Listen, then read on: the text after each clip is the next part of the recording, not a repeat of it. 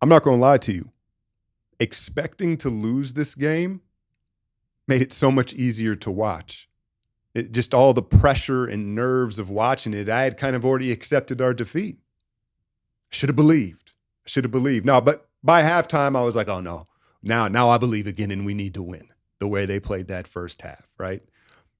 Draymond, I haven't seen him that locked in since he was on a boat with Braun, right? Like that was to have, because we all understand how Draymond operates. The fire, the extracurricular, the talking is part of the equation. That's what allows him to play with that edge and that energy and that force.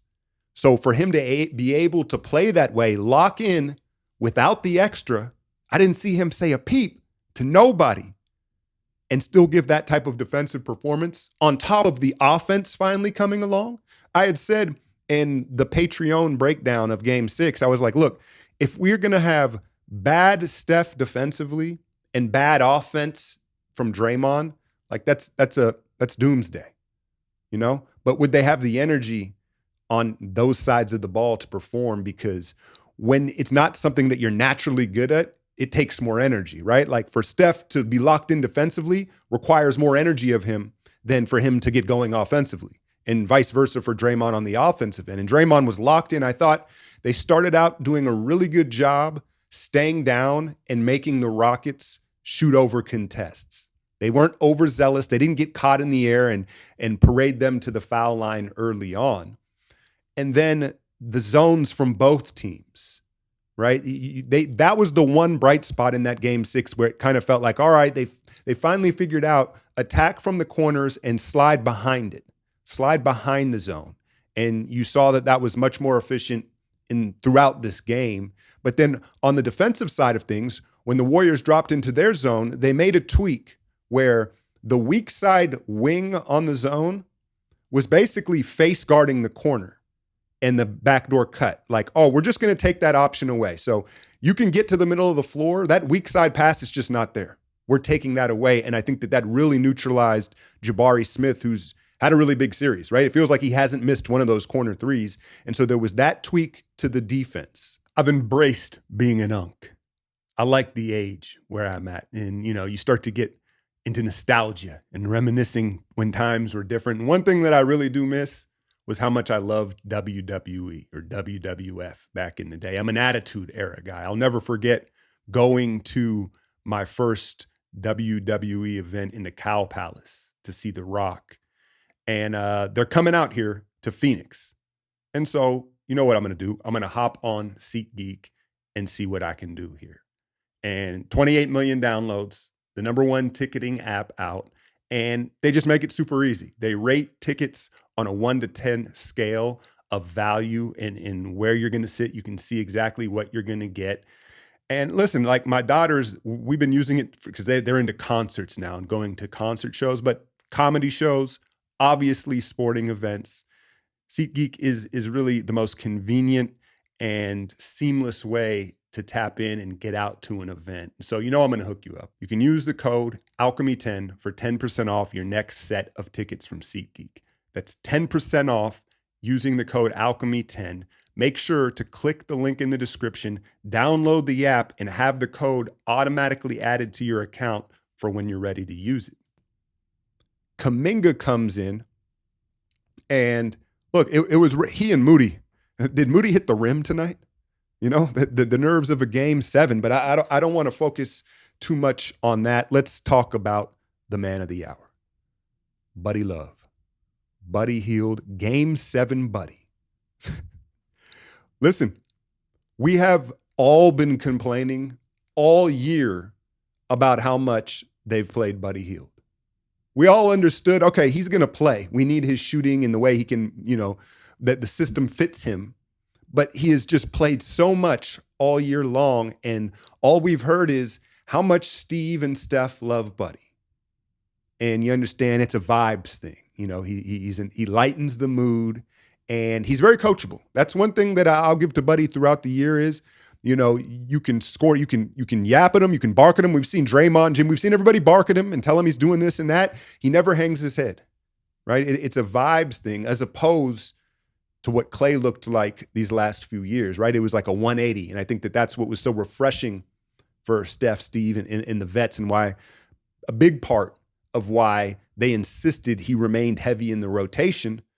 And then in the biggest game of Buddy's career, he has the biggest game of his career. And I think from a basketball perspective, how many times have we seen a guy that on paper is a shooter come into this Warriors system on this team with Steph, and even when Klay was here, right? And then all of a sudden they're not the shooter that they're come as advertised. And the give and take with Buddy is, listen, we all understand we don't want him making a bunch of decisions out there. And, he's kind of an airhead, right? But he also, the redeeming quality is he knows he is, right? And so he takes the criticism. But the give and take with that is, I don't think Buddy he doesn't overthink, right? No one's going to accuse Buddy of overthinking out there. But in turn, he doesn't feel the pressure. He just goes out there and shoots and plays Buddy ball. And so Game-7, the biggest game of his career, again, he delivers the biggest game. And it's just a great moment for him personally, because he's a guy that's been discarded by a lot of teams around the league, where, he comes in and they're quickly like, no, thanks, right? And he hasn't really been able to find a home, since he was, the Pelicans drafted him. I guess his real home was Sacramento there for a couple of years, but he's bounced around to Indiana, Philadelphia, different places. And he comes here, takes less to come here. And they believed in him the entire way, thick and thin. And he shows up in this Game-7 like crazy, man. So by the half, right? I know a lot of y'all are going to be in the comments right now talking about, I always knew. Fine, that's fine. That's part of being a fan. You could call it how you want, right? But I think most of us thought we were cooked headed into this one because the three vets, we were leaning on them too much and it didn't feel like they had enough in the tank, right? But Buddy's performance in that first half, what did Steph have, like 3 points? I know he had that late deep three to keep it at double digits at the half. But by the half, I think now the expectations are back. It's like, you better get this one done. And the Warriors kind of go into like a prevent offense, right? That's what it felt like. They were overpassing, and all of a sudden it was like they were trying to melt the clock at the start of the third quarter, it almost felt like. And then Jimmy, I'm not going to lie to you, for a while, I was like, is he going to no-show tonight? He just wasn't aggressive. How many times did he get to the line? Not his typical aggression at the rim, although he has been moving better the last two games. And young Amen Thompson just empties the clip in that third quarter, end to end, right? We start turning the ball over. They get out in transition. And what do you have, 20 points? That's one thing I'll say about this Rockets team, where, the rumors being, do they go get KD? They're going to be in the Giannis sweepstakes, right? One thing that they learned in this first playoff experience is Jalen Green's going to be the sacrificial lamb when it comes to trade talks, right? Because whenever it was crucial moments, momentum time, it was amen, right? And Jalen was on the sidelines doing his nail. I don't know what he was doing, right? Rough series for Jalen Green. But amen, I think, showed the Rockets and their fans like, yeah, he's the guy you're going to hang your hat on moving forward. And I know he's not the prototypical lead guard guy, but the competitiveness is on 10, and you saw him seize the moment. He wasn't he didn't shy away from the big spots in the games. And I think that that's the biggest takeaway from Houston. Before I forget, shout out Kevon Looney. Oh, whenever you need me, I'll be there, right? Loons, you felt his presence and his size. I thought the guards did a much better job coming back to the defensive glass. How many offensive rebounds in this series were like tapped there were double taps, right? There was times where Steven Adams just clobbered you and grabbed the ball, but a lot of them, it was tapped 2-3 times in the air, and that's where their verticality and their length would eventually get that ball. Steph, Buddy, all the guards, Pods, came back in gang effort on the defensive glass. I thought that was a big part of it. And then Buddy, again, the performance what did he have, 22 at the half? He had like 6 or 7. I thought he might set the record. He ends up with 9 of them. He even took a late one like, hey, what are you going? And that's the thing, right? Because how many times have we seen Kerr get upset when a Warrior breaks code at the end of a game? One that comes to mind is Jordan Bell. Remember good old Jordan Bell out of Oregon, Dylan Brooks' former teammate, when he went off the backboard in Dallas, right? Like Kerr's old school. He doesn't want to break code, and he had called him off, and Buddy's like, nah, I'm getting number 9. I'm getting number 9. But Buddy being Buddy, you can't really be mad at him. He's an airhead. He's just out there playing. Like the context of who he is, you can't really get mad at it. But what I thought it did was it allowed Steph to close that game out in the fourth quarter because he didn't have to do heavy lifting. You know, we all understand his gravity and the attention he drew. It's not like, I'm not saying he didn't have to use energy, right? But it wasn't like just leaning on Steph through 3 quarters and then he doesn't have anything left in the fourth quarter, because that's kind of what I envisioned. I was like, who else is going to step up? It really felt to me like Pods, Moody, the young guys, the other young guys, they didn't shoot well, but Buddy made up for everybody as far as like what other guy is going to step up. And so Steph had fresh legs in that fourth quarter. Amen's calf cramps up, and he starts turning the corner. Houston look like they were tired too? I know, everyone's thought was on how tired we would be because we're such an older team, but it looked like Houston ran out of gas in that fourth quarter a little bit, particularly on the glass and in the traps. They just didn't have the same urgency. And yeah, I thought Steph was going to hit that night. I don't know why he holstered it for Buddy, but at that 1-3, you could feel it coming, and that felt like that was going to be the night. But honestly, the dagger play was, again, Buddy Hield. Gets a deflection at midcourt, and Jimmy with the Chris Paul in front of Fred, and they end up calling the clear path, 2 free throws in the possession, and Hemi gets to the midi. I felt like that was the point where I was like, all right, I think we got him, right? I think we got him. And the beauty of it is there wasn't clutch minutes. Like if this game had finished like the rest of the games in this series, I think that there would have been a lot more energy spent, right? The vets at the end there, they didn't have to like knock down, drag out, and just burn everything to close this game. They did it relatively comfortably. And so now, baby Mike, Anthony Edwards and the Wolves, look, they're going to be favored.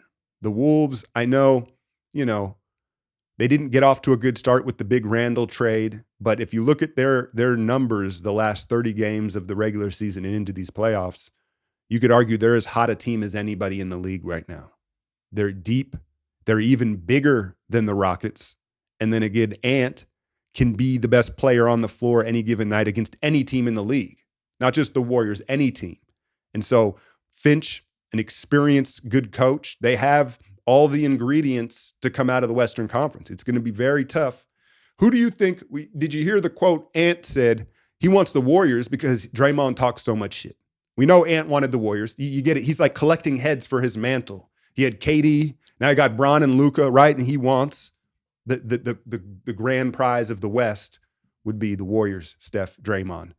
And it makes sense. But I would imagine behind closed doors, their staff, Finch, they probably wanted the young Rockets because then they could match bigs, right? You see the double lineup, right? They're like, oh, word, we got Gobert, Randall, like we're just as big. And I think that at least on paper is probably a more comfortable matchup for them. And then you're not dealing with the threat of Steph Curry, Draymond Green, and what that the Warriors are capable of.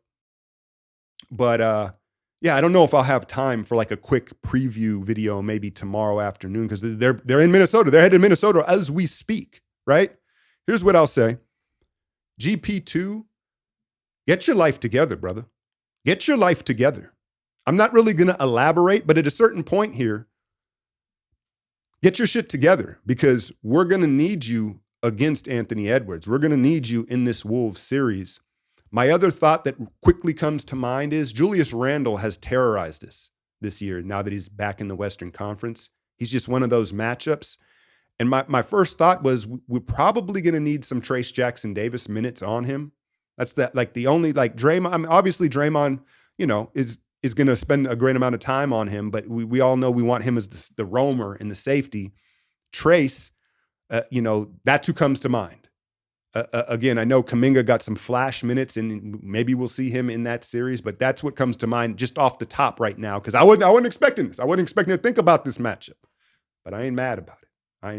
And the other thing that I wouldn't be mad about is if Game 1 in Minnesota Tuesday looked like Game 6 in this series, a blowout, not Game 6, I apologize, Game 5 in Houston, right? Where it was a blowout Steph, Draymond, and Jimmy played like 22 minutes, 20 minutes. Like the turnaround into this series, that game 1 is just going to be super, super hard. And I know that's not their mentality. Their mentality is go in there and steal game 1. But I'd almost rather the Wolves just blow the gates off the Warriors in game 1 and not play heavy minutes and then just kind of settle into the series. Maybe a crazy thought, but those are my early thoughts on the second round matchup with the Wolves. They get it done, man. How many times has Steph closed out a series in the Toyota Center? It's insane. Like that's how, like, we're not going to get the "it smells like champagne" quote. It's not like they win the championship there, but I mean, he has been haunting the Houston Rockets in that arena for a decade. He has taken out generations of Rocket teams. And so I shouldn't be so surprised. I should have known better, right? Anyway, let me know how y'all feeling about this Wolves matchup and what you thought about the game. And we move on to round 2. Hit that like, share, and subscribe. I'm out, y'all.